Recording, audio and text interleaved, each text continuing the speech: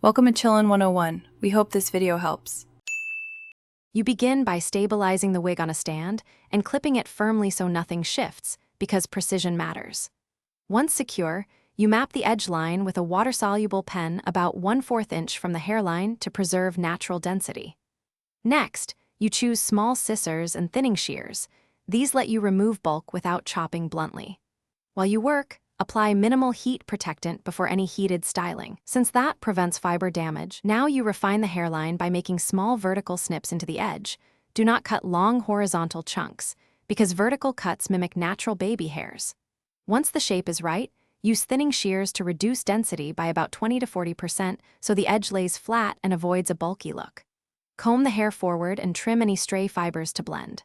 Finally, test shape with low heat. That tells you if more tapering is needed before sealing the look.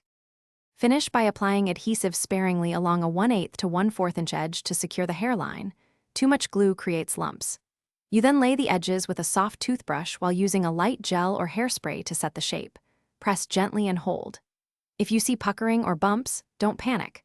Re-moisten the base slightly, press the area flat for 10 to 15 minutes, and reapply a thin adhesive layer if needed, because small fixes save the overall style.